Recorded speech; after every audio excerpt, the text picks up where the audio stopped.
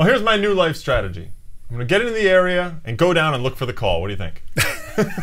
It worked a couple of times this past week. That's true, it did. Greg, did you ever get into the area in your 100 MLS minutes? Well, now and then I did get into the area, and I went down easily. There's something going down on Extra Time next.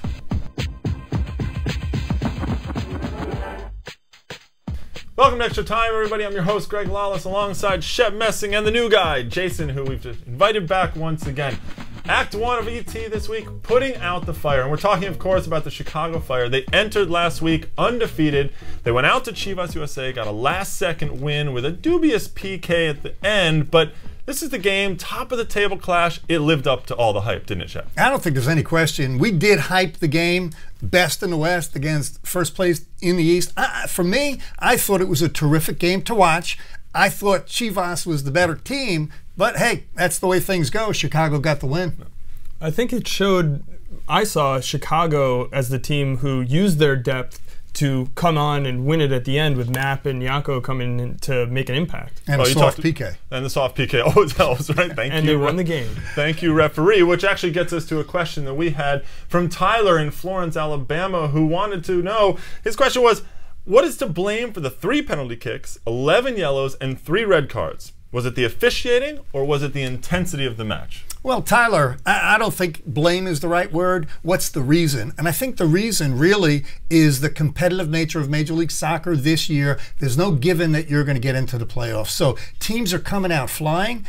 Good tackles, hard tackles, cards are flying. And I sort of like it. Yeah, I think the intensity is up. The tackles are harder. The play is faster. It's good. I mean, the refs are giving the cards because they need to calm it down when the tackles come in and it's a little sloppy. The players have to be responsible. Yeah, but you don't want to give a yellow card too early, do you? I mean, that's one of the issues. If Terry Vaughn goes out there and he's throwing yellow cards around like he did a little bit, next thing you know, he has to give a second yellow card to someone eventually. Well, I think the key is the first yellow card has to be the right one because you're setting a precedent in terms of the severity of tackle for the rest of the game. I agree with that. I hate seeing a yellow card in the first 15 minutes of the game. I'd like to think that the ref can calm the players down and basically send the message a different way. Hey, you need to tone it down. When that first yellow comes out real early, you know that you're going to have a game of it. Well, luckily it wasn't just a slugfest. I mean, the two teams did get out there and get some goals, 3-2, not too bad. National TV audience, pretty good. But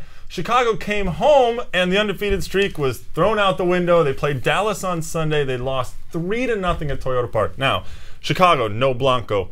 No Wilman Conde, he had a shoulder strain. No Gonzalo Segares, he was on the bench. If I were a Chicago Fire fan and I went to this game, I think I'd be a little annoyed that I didn't get to see all the stars, especially when you've got this undefeated streak on the line. Yeah, absolutely. I mean, what's the rationale to letting Blanco go early? I know it's a busy schedule. I know short time in between games, but you don't have to release him that early for his international game. Right. I'd be upset as a fan going to the game, but more problematic for me, we saw it last year for the Chicago Fire. They were never dominant at home. Again this year, that's a blown result at home. That I would be worried about, the confidence at home. Although this game, it was set up for them as a letdown. They had a huge game Thursday night, only a few days rest. They're coming off a 3-game road trip. I feel like you have to rest some of the guys. So I can't blame Hamlet. It's a 30-game season, and you get paid for winning the cup, not for being undefeated for 12 games. Greg, I know you love Chicago, but to me, without a healthy, motivated Blanco, they're a totally different team because other teams can now press. They're not that afraid of the counterattack of Blanco's playmaking ability. I'd say over the course of the season, though, you want to get these guys games. You want to get Justin Mapp out there, and if you have to put Blanco on the bench to get a couple guys some games, so that when it comes to the playoffs, you're not relying on that one guy. You have a whole team, to step in. Well, let's also give some credit to the team on the other side there, Dallas. They got their first 3 points for the first time in 6 league games, actually, and I'm not going to say they look good. Right? But Jeff Cunningham got on the score sheet. Kenny Cooper got on the score sheet with actually a gorgeous goal. So we should give some credit to Dallas. We should also give some credit to San Jose, and they got their first win after losing 5 in a row. Cornell Glenn, the difference maker of all people. I wouldn't have expected to say that, right? Is this a turning point for those two teams? Well, a little early, one victory to call it a turning point, but certainly great for San Jose and for Dallas. Right. Kenny Cooper's free kick, wonderful. Cunningham gets the goal. San Jose due for a win. So I don't think those teams are as bad as their records have been, but I don't think it's a turning point yet. They have to keep winning. Right. I think what it showed is none of the teams in MLS are so bad that you're just going to walk through them when you play them, and it showed in the Dallas-Chicago game. But for me, Dallas just had 2 home games against Seattle and LA. They tied them both. Yeah, they got this win against Chicago, but like I said, it was a letdown game for Chicago. I don't believe in it yet. I mean, I want to see them win a few games, and one of these teams should win this weekend. That's a good point.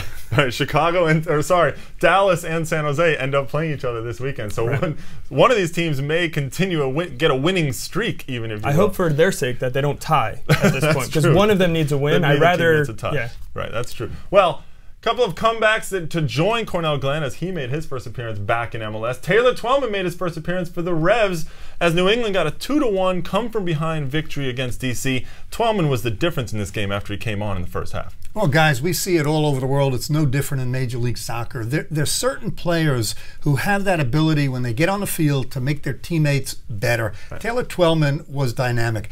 Forget about what I thought was a soft call at the end to win the game and get the penalty kick, but he makes his teammates better. He's winning the ball, can play with his back to the goal, making runs. Good to see him back on the field. I have 2 comments about that. One is, Taylor Twellman got that penalty kick called. Did Kelly Dubé, does he get that call, or does Kenny Mansally get that call? Probably not. So there's your lift of Twellman right there. And Precky's saying the same thing about Brian McBride. Right, exactly. The other thing I would say is I was filling out my power rankings this week, and I got to New England and I had bumped them up a little, and I put a little blurb next to it, and it said, this has nothing to do with their victory over DC and has everything to do with me seeing Taylor Twellman on the field. And that's how I feel about that. He's healthy. He's on your fantasy team. Right.